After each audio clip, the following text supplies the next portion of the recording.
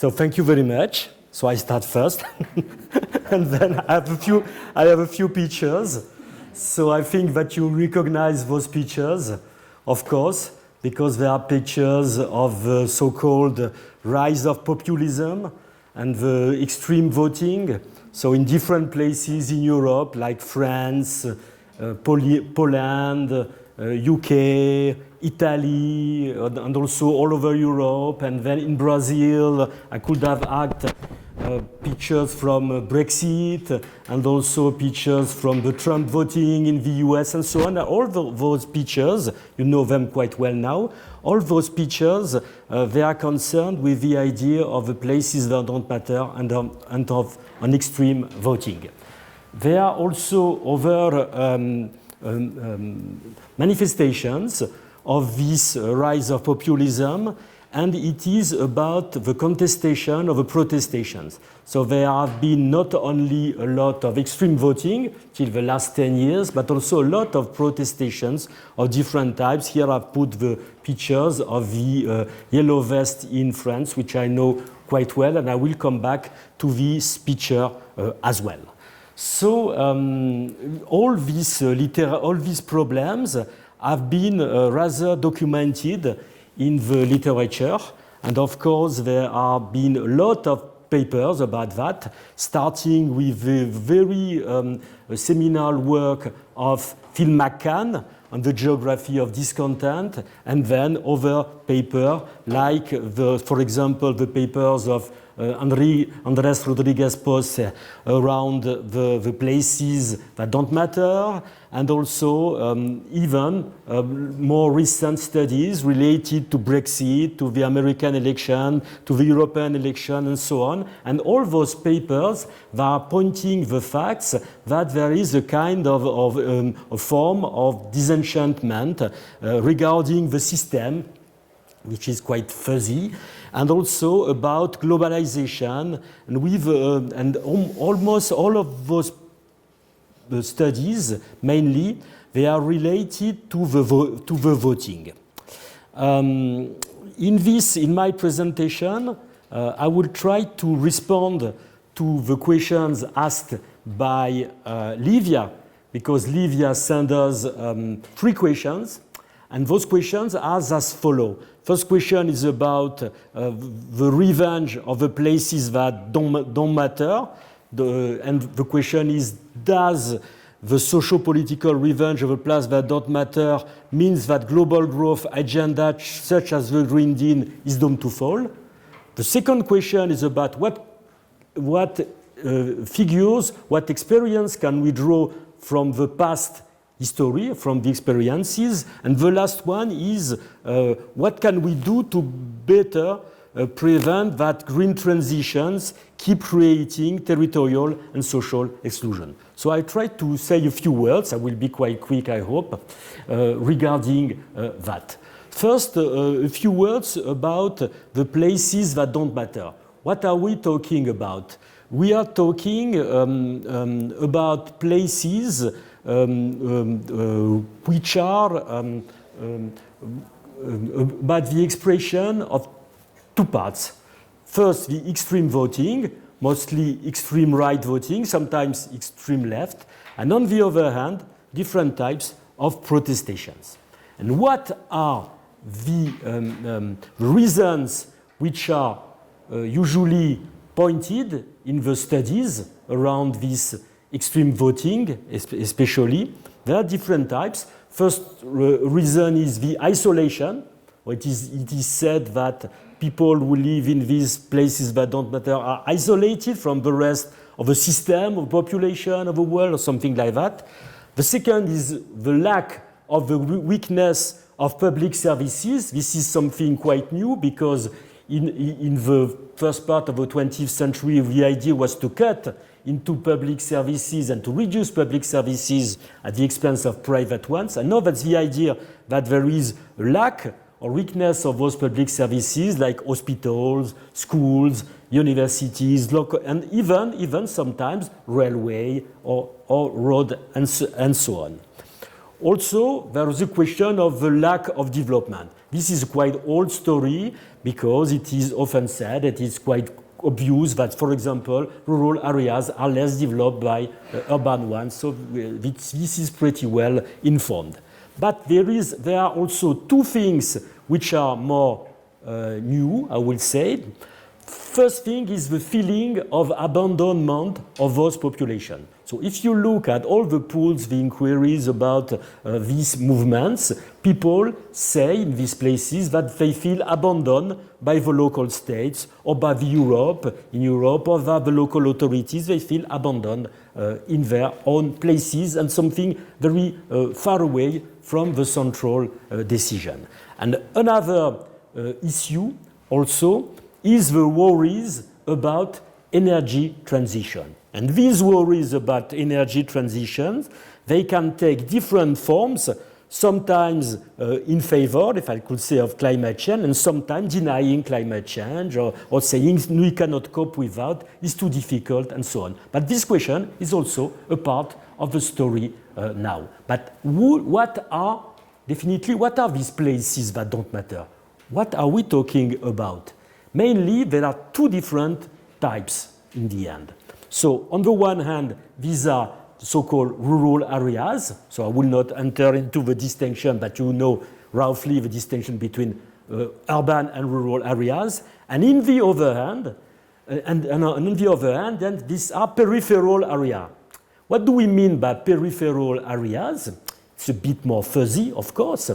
And mainly, it's the idea of peri-urban areas, which are areas around the cities, which are not a mix of rural and urban, but more spread areas around the cities where different types of population live in a lot of European countries, and sometimes population really poorer than the population which are living at the center of the cities. Of course, these two types of places that don't matter have different demography. Regarding the rural areas in Europe nowadays, the part of rural area in Europe now is quite stabilized, and depending on the places, it is shortly declining or stable or shortly augmenting. But it's really different for peri-urban areas, because those peri-urban areas, they are increasingly increasing. And it's even more important now in the COVID or the post-COVID period, as it has been addressed yesterday by Fernando. So this is very interesting to know what we are talking about.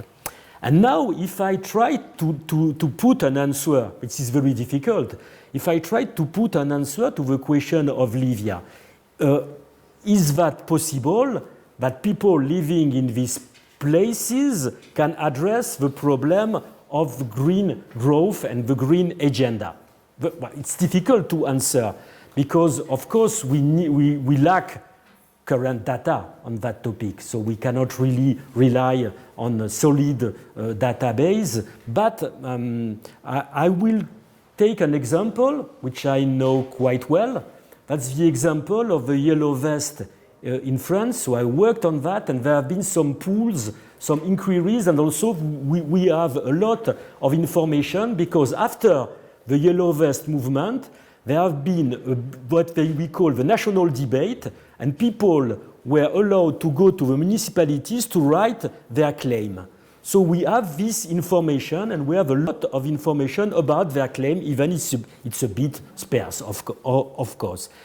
And if you remember, maybe, the revolt of the Yellow Vest started after and related to two decisions by the French state. First decision was an increase on the taxes on oil, and these taxes were supposed to be in favor of the struggle against climate change. And the second decision was a reduction of the road speed to 90 to 80 kilometers per hour. And this was the start of the Yellow Vest, because people said, okay, we cannot live this way. We are apart, we are abandoned, and now we have to take our car every day for long travel, and then you say we will travel slowly and we'll pay more oil tax. So that's it. And this was the start of the question. Does it mean that the yellow vest are against climate change or that they deny climate change? No. If you look at them, that's pretty more complex, because most of them feel conscious about global warming, and especially because they feel the effect of global warming. In their places, they feel the flood, the heat, the change of the nature of the culture, of the agriculture, and so on. So they really feel the effects of this global warming. So they don't doubt. But at the same time, they are completely unable to cope with the constraints. And they are partly desperate. And for them, there is a contradiction between the end of a month and the end of the world. So they would like to cope with the end of the world and change something, but they have to have food for the end of the month for them and their family. And this is a huge tension, and they cannot solve this tension in a way. Okay. A part of those people feel desperate about their current situation. And they are also really greatly worrying about the future of their children in economic terms. On the one hand, say, okay, we have become very poor, isolated, where there is no employment, something like that, in very rough terms. And on the other hand, regarding climate change, would we be allowed to live in the same place? Will we have to move? So they are quite frightened about all these things. So most of them feel helpless in front of those current or potential changes, and they have no solution. They have no solution, but they have a strong feeling of inequality between rich and poor. They qualify themselves as are poor related to the rich people, and also between the place where they live and the people who are living in urban areas, be they rural versus urban or suburbs versus urban areas as well. And also they think and they feel a kind of loss of freedom. They say, no, we can, in a way, our car is the last thing we have to be free, and then you want to suppress this car. So in the end, we'll be totally stuck in our places that don't matter, we couldn't move, and it will be finished. So one of the main engines of the revolts. So now I come to the last part of my speech, how to prevent that green transition macro-scale dynamics keep creating territorial and social exclusion, and what could we learn of the past in peripheral areas. So I will draw my thoughts on a recent book which I published with a few friends about smart development for rural areas. We had a big European project on that anyway, and I will try to put some points. So I think that some of these points that are quite obvious, I'm sorry. So the first point is about governance. So we need governance is a big issue at the territorial level nowadays. It's necessary, we need really to involve more people and not only to inform local populations about the decision, and it is always done, and also we have to take conflict very seriously. Conflicts are not an issue in governance, they are part of the governance process. So we need to integrate conflict into the government process. If we think that conflict is something against the governance process, in the end we isolate people, a lot of people, and we isolate some territories, and we put them, in isolation from the rest of people and the rest of the territories. So this is very, very dangerous. And also that's a question of empowerment of people by education, but you know that is very important. I don't want to elaborate on that. Another question, another point which is really at stake nowadays it's a question of land use. So you cannot consider the question of land use when you think about at the level of Europe, at the level of one country, even at the level of the region. But when you come to a territory, you cannot avoid to think about land use, because a choice of specialization is a choice of land use. If you choose to specialize in industry, this means that a part of your land will be devoted to industry. If you choose to specialize in tourism, you have to open spaces for that.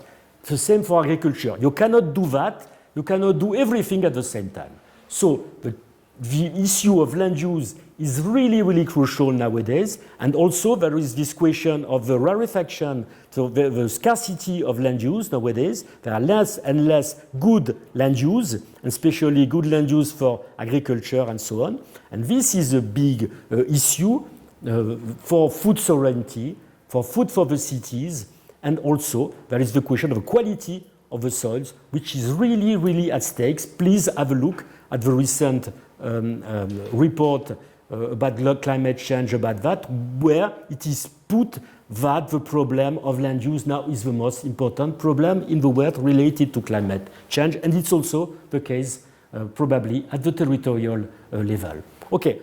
So I will speed up a bit.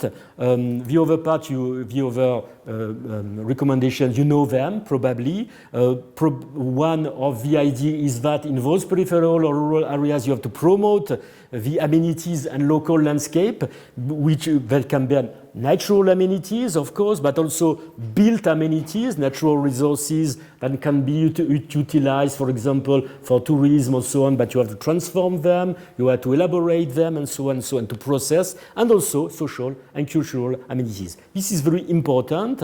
The question of infrastructure, of course, it's important. I don't want to address it now because it's too complex, but for example, the question of railways nowadays is very important in Europe, where is the idea to come back to have more railways than we have now, because it's more sustainable and so on, and it irrigated different territories. There are possibilities with that. And also, and maybe just to finish with these slides, it is really crucial to deal with different types of innovation, because nowadays, even in smart development policies, even if it's changing a bit now, the big weight is put on technological innovation and a bit on organizational innovation as well, but not enough on other types of innovation like social innovation or institutional innovations, for example. And then this is very crucial because not all the territories, obviously, even in Europe, and I don't want to speak of Africa, for example, even not all the territories can base their development around on technological innovation. So that's really crucial to have this kind of idea, of course. And then I come to the last part of my speech, and it's about the question of green growth. How is it possible to manage and to preserve the sustainable resources at the local, at the territorial level? Sometimes it is said, okay, the climate change is global. We cannot do nothing, so we cannot act. Of course, there are also other discourses. Think global, act local. How can we act local nowadays? There are ways to do that. Ecolabels and green products, green clusters, green policies, innovation in land use arrangement, and so on. I will put the stress on one good idea, I feel. It's circular economy. Why do I put the stress on circular economy? Because in a way it's a modest way to deal with sustainable development at the local level. It doesn't mean that you have all the solution and so on, but in a modest way, it's a possibility to do something at the territorial level, and then not to exhaust all the resources, to recycle them, and to do that at the level of one territory. So there are pretty famous examples like the Colombourg Science Park, for example, and so on and so on. But Okay, circular economy is a good idea because it allows to start from one product and then to transform it and to recycle a large part of this product, be there by new materials or transforming the energy into gas and put it in another production and so on and so on. Don't want to enter into the details, of course. So circular economy could be a part of a solution, and it allows reasonable, let's say modest solution at the local level, and it limits a part of the industrial damage. Just to finish, a very good example at the local level, even if it has a lot of limitations, of course, is the example of methanation, which is fastly developing in Europe now. When you transfer the output, you transfer and you transform the dishes into new forms, be there energy or be there ingredients for the soils and the agriculture. So that's interesting, and these are ways, maybe, dear Livia, to cope with green growth of green agenda in local territory, and especially in places that don't matter. Thank you.